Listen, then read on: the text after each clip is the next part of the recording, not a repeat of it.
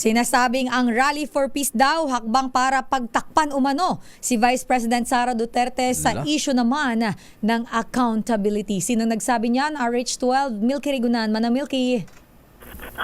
Sister El at Lakay, ang malakihang peace rally ng Iglesia ni Cristo ay paraan umano para pagtakpan ang pananagutan ni Vice President Sara Duterte sa issue ng katiwalian. The action to react Teachers Party List Representative at House Deputy Minority Leader Franz Castro sa peace rally ngayon ng Iglesia ni Cristo.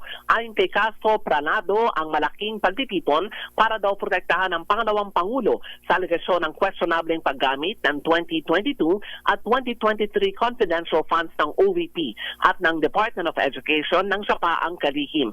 Sabi ni Castro, ang timing ng rally ay sa harap naman ang resulta ng mga survey ng Social Weather Station at ng Pulse Asia. Sa SWS survey na isinagawa December 12 to 18, 2024, 41% ng mga Pilipino ang suportado ang impeachment laban kay VP Sara. Sa resulta naman ng Pulse Asia survey mula November 26 to December 3, 2024, 61% ng mga Pinoy pabor sa mga investigasyon ng Quadcom sa issue naman ng Pogo, illegal drugs at ng EJ case. Giti Castro, walang rally ang makabubura sa katotohanan na mananagot ang mga opisyal ng gobyerno sa kanilang mga ginagawa.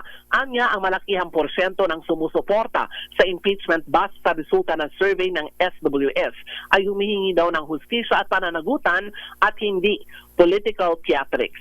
Dagdag pa ni Castro, walang tunay na kapayapaan kung walang hustisya. Ako si Milky Rigunan, nagulat para sa DCRH, una sa Pilipinas, una sa Pilipino. Damdamin Bayan.